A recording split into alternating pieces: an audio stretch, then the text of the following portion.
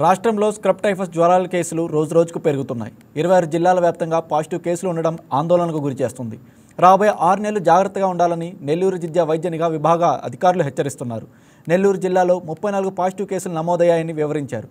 ఆలస్యం చేయకుండా scrub typhus అనుమానితులు ELISA పరీక్ష చేయించుకోవడం మేలని అంటున్న స్క్రబ్ టైఫస్పై జిల్లా డిఎస్ఓ డాక్టర్ భాస్కర్తో మా నెల్లూరు జిల్లా special correspondent Nagtej face to face. రాష్ట్ర వ్యాప్తంగా కూడా స్క్రబ్ టైఫస్ బ్యాక్టీరియా కలకలం రేపుతుంది. దీనికి సంబంధించి ఇప్పటికే పలు జిల్లాలో పాజిటివ్ కేసులు నమోదైనట్లు కూడా వార్తలు వస్తున్న పరిస్థితి. అయితే ఈ యొక్క బ్యాక్టీరియా నేపథ్యంలో వైద్య ఆరోగ్య శాఖ కూడా పూర్తిగా అలర్ట్ అయినట్లు తెలుస్తుంది. నేపథ్యంలో నెల్లూరు జిల్లాకు సంబంధించి డిఎస్ఓ డాక్టర్ భాస్కర్ శర్మతో ఉన్నారు. ఈ యొక్క బ్యాక్టీరియా పుట్టుక, దీనిపై పూర్తి డీటెయిల్స్ సార్ అడిగి తెలుసుకునే ప్రయత్నం చేద్దాం. Sir, good morning sir. ఏంటి సార్ యొక్క స్క్రబ్ టైఫస్ బ్యాక్టీరియా పుట్టుక ఎలా ఉంటుంది? అసలు ఇది మళ్ళీ రాష్ట్రంలో పాజిటివ్ కేసులు నమోదైనట్లు వార్తలు కూడా వస్తున్నాయి. పబ్లిక్ ఏం చెప్తారు సార్ మీరు? మామూలుగా స్క్రబ్ టైఫస్ అంటే ఇది కొత్త డిసీజ్ ఏం కాదండి, ఎప్పటి నుంచో ఉంది. కాకపోతే ఈ మధ్య కాలంలో ఒకప్పుడు ఇవన్నీ అడవుల్లో ప్రజలు ఉన్నప్పుడు వాళ్ళకి ఎక్కువగా వచ్చేటివి. ఇప్పుడు ఏంటంటే అర్బన్ ఏరియాస్లో కూడా ఈ కేసులు ఎక్కువ నమోదవుతున్నాయి. ఇప్పటి వరకు నెల్లూరు జిల్లాలో 34 కేసులు మాత్రమే నమోదయ్యాయండి.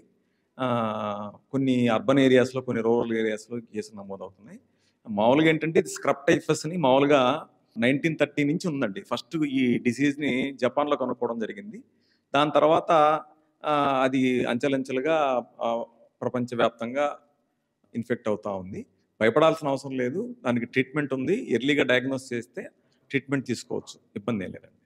ఇది నలిని పోలినటువంటి పురుగు రూపంలో ఉంటుందని చెప్తున్నారు. ప్రత్యేకించి దీని లక్షణాలు ఏ విధంగా ఉంటాయి, దీనికి వైద్యం ఎలా ఉంటుందంటారు?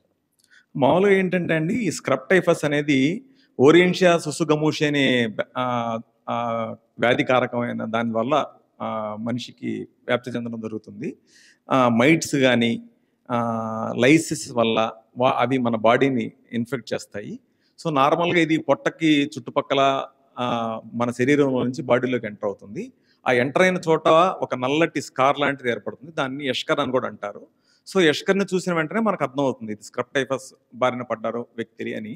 అదే కాకుండా మనం ఎలీసా టెస్ట్లో కూడా IgM IgG కనుక్కొని దీన్ని డయాగ్నోస్ చేయడం జరుగుతుంది.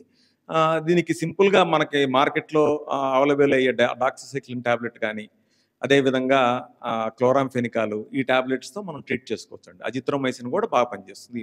ఈ లక్షణాలు ఉన్నటువంటి వ్యక్తిని గుర్తించాలంటే టెస్టులు నిర్వహించాలి. ఈ టెస్టులు విజయవాడ, వైజాగ్ వంటి ప్రాంతాల్లో ఉంటుంది. మన లాంటి ప్రాంతాలు అవైలబుల్ లేదంటువంటిది వదంతులు వస్తున్నాయి. ఈ లక్షణాలు గుర్తించాలంటే మన దగ్గర పరికరాలు ఉన్నాయంటారా? తప్పకుండా అండి, మన దగ్గర టెస్టులన్నీ ఉన్నాయి. ఎలీసా అనే టెస్ట్ చేస్తాము, ఫ్రీగానే చేస్తాము. ఈ లక్షణాలతో పేషెంట్ ఉన్నప్పుడు వాళ్ళని GGHలో IDSPL అని మన ల్యాబ్ ఉంటుందండి, district public health lab.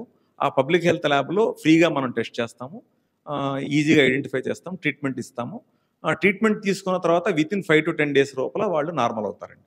So ఇది స్క్రబ్ టైఫస్ సంబంధించి ఇప్పటికే జిల్లా వ్యాప్తంగా 30కి పైగా కేసులు నమోదయ్యాయి. ఈ కేసులకు సంబంధించి ఎవరు కూడా భయపడాల్సిన అవసరం లేదు. దీనికి వైద్యం ఉంది. ప్రత్యేకించి జిల్లా వ్యాప్తంగా ఉన్న కేసులు కూడా దాని లక్షణాలు గుర్తించి తీసుకు కూడా వైద్యం అందిస్తామని చెప్పేసి డిఎస్ఓ తెలియజేసిన పరిస్థితి.